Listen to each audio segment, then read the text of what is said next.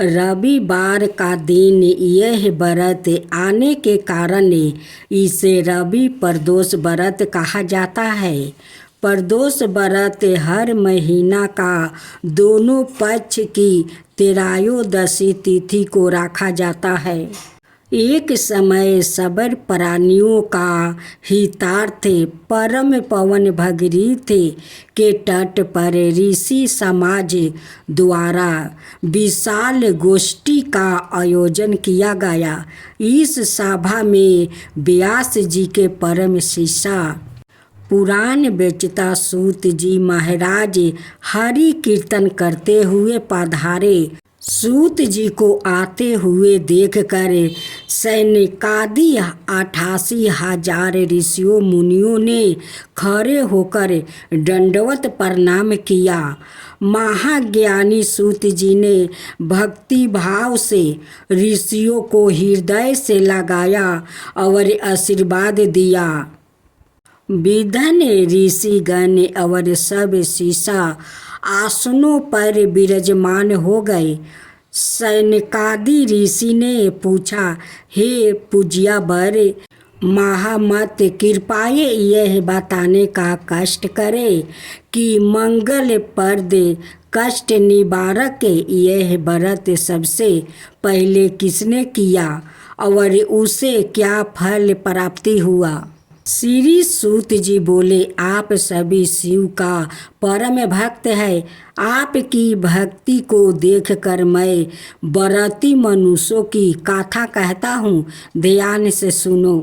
रवि प्रदोष व्रत की कथा के अनुसार एक गांव में अति दीन ब्राह्मण निवास करता था। उसकी साध्वी स्त्री प्रदोष व्रत किया करती थी। उसे एक ही पुत्र रतन था। एक समय की बात है, वो पुत्र गंगा स्नान करने के लिए गया। दुर्भाग्यवश मार्ग में चोर ने उसे घेर लिया और वो कहने लगे कि हम तुम्हें मारेंगे नहीं तो तुम अपने पिता का गुप्त धन के बारे में हमें बतला दो। बालक दीन भाव से कहने लगा कि बंधुओं, हम अत्यंत दुखी दिन है, हमारे पास धन कहाँ है। तब चोरों ने कहा कि तेरे इस पोटली में क्या बांधा है। बालक ने निसंकोच कहा कि मेरी माँ ने मेरे लिए रोटी दी है। यह सुनकर चोर ने अपने साथियों से कहा कि साथियों, यह बहुत ही दीन दुखी मनुष्य है, अतः हम किसी और को लूटेंगे। इतना कहकर चोर ने उस बालक को जाने दिया। बालक वहाँ से चलते हुए एक नगर में पहुँचा। नगर के पास एक बरगद का पेड़ था। वहाँ बालक उसी बरगद के वृक्ष के छाया में सो गया। उसी समय उस नगर के सिपाही चोरों को खोजते हुए उस बरगद का वृक्ष का पास पहुँचे और बालक को चोर समझकर बंदी बना लिया। राजा का पास ले गया। राजा ने उसे कारावास में बंद करने का आदेश दे दिया। ब्राह्मणी का लड़का जब घर नहीं लौटा तब उसे अपने पुत्र की बड़ी चिंता हुई। अगले दिन प्रदोष व्रत था। ब्राह्मणी ने प्रदोष व्रत किया और भगवान शंकर से मन ही मन अपने पुत्र की कुशलता की प्रार्थना करने लगी। भगवान शंकर ने उस ब्राह्मणी की प्रार्थना स्वीकार कर लिया। उसी रात भगवान शंकर ने उस राजा को सपने में आदेश दिया कि वो बालक चोर नहीं है, उसे प्रातःकाल छोड़ दे, अनाथ उसका सारा राज्य वैभव नष्ट हो जाएगा। प्रातःकाल राजा ने शिव जी की आज्ञा अनुसार उस बालक को कारावास से मुक्त कर दिया। बालक ने अपनी सारी कहानी राजा को सुनाई। सारा वृत्तांत सुनकर राजा ने अपने सिपाहियों को उस बालक का घर भेजा और उसके माता पिता को राज दरबार में बुलाया गया। उसके माता पिता बहुत ही भयभीत थे। राजा ने उन्हें भयभीत देखकर कहा कि आप भयभीत ना हो, आपका बालक निर्दोष है। राजा ने ब्राह्मण को 5 गांव दान में दे दिया, जिससे कि वो सुखपूर्वक अपना जीवन व्यतीत कर सके। भगवान शिव की कृपा से ब्राह्मण परिवार आनंद से रहने लगा। अंत जो मनुष्य रविवार प्रदोष व्रत को करता है वो सुखपूर्वक और निरोगी होकर अपना पूर्ण जीवन व्यतीत करता है और उसके जीवन में खुशहाली आती है।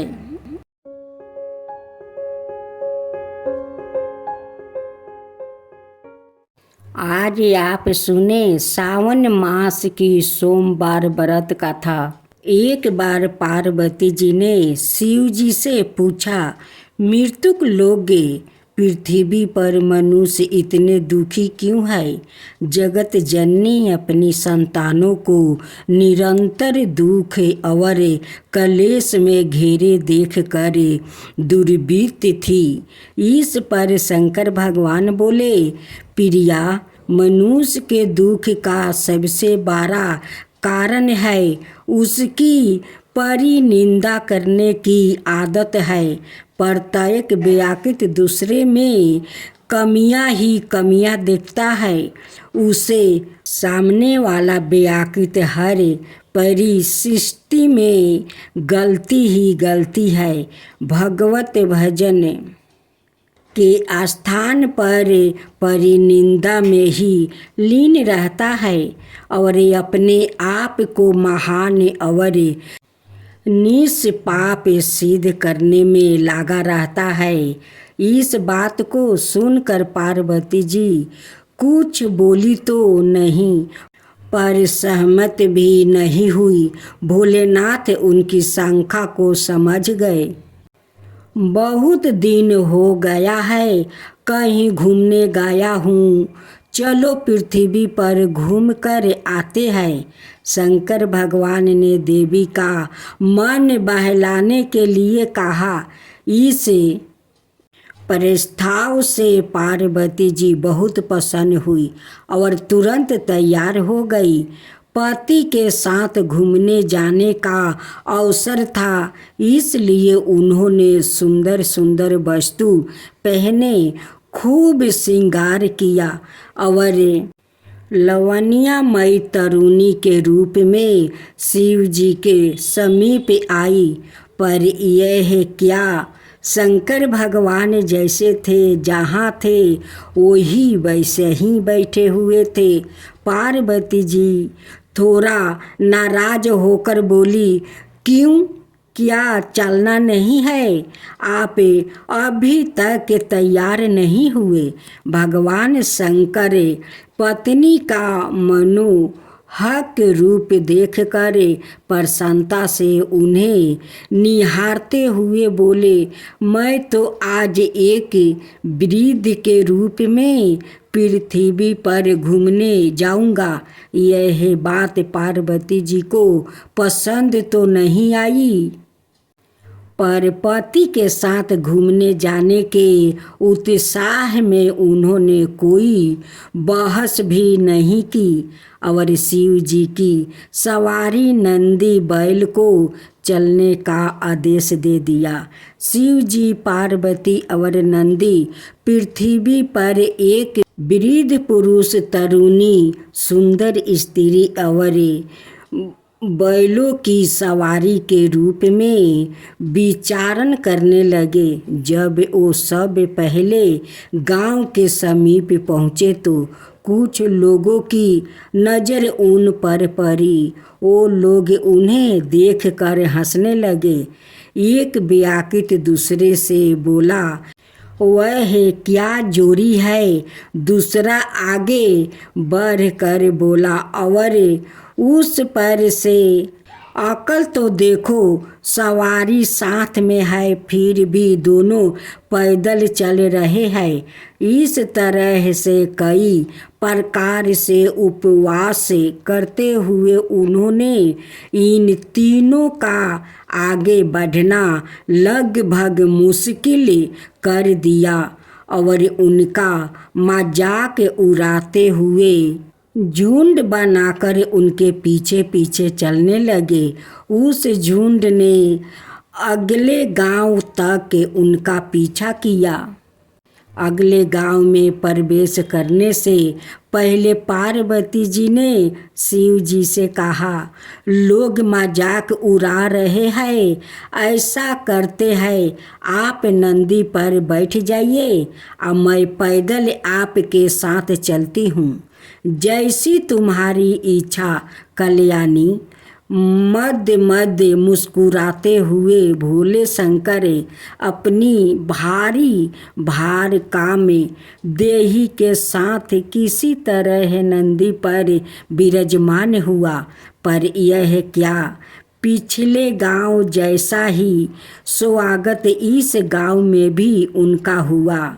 लोगों तरह तरह के ताने बिरीद के रूप में भोला बाबा को देखने लगे। आपस में लोग बातें बनाने लगे, कैसा बूढ़ा है, कोमल सुकुमार स्त्री पैदल चल रही है और आप आराम से सवारी कर रहे हैं।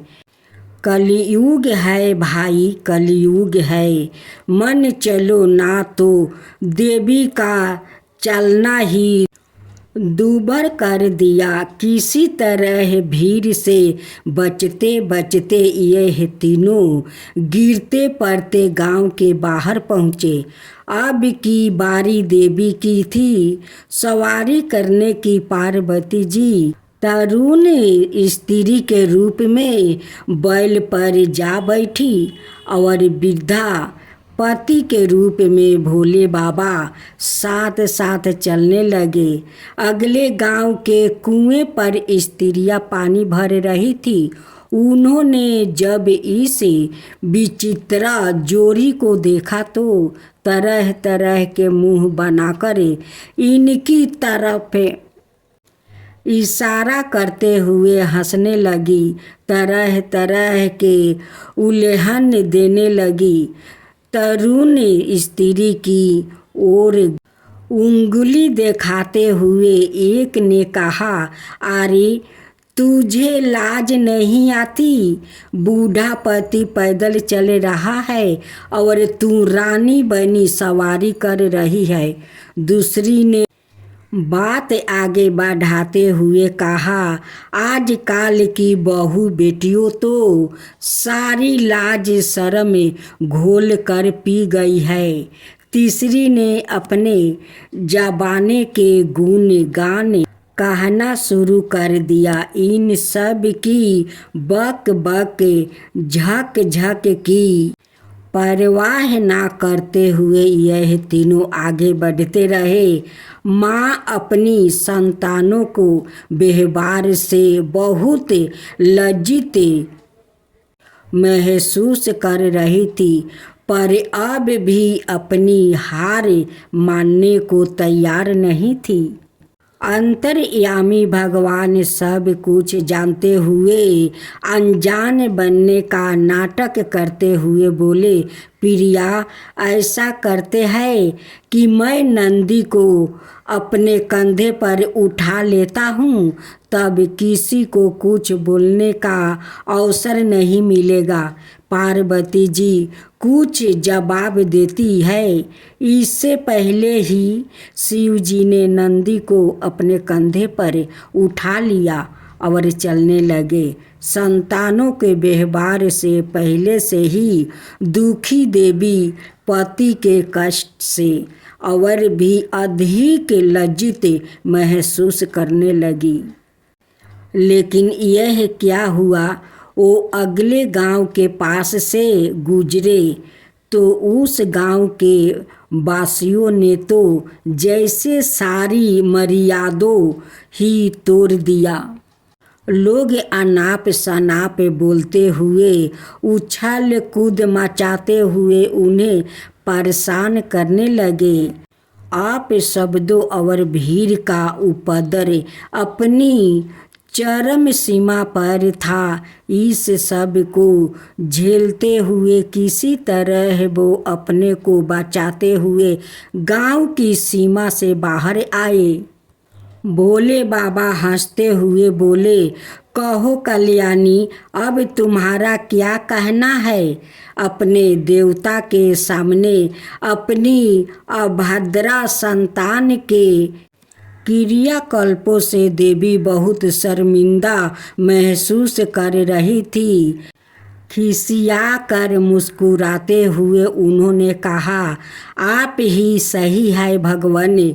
मनुष्य अपने कर्मों की वजह से ही दुखी है और नरक जैसा जीवन जीने को मजबूर है। आप कभी भी परनिंदा या किसी का उपवास उड़ाने से पहले रुके, जरा सोचे। कहीं सामने वाले को रूप में हमारे आराध्या हमारी परीक्षा लेने के लिए तो नहीं खड़े हैं।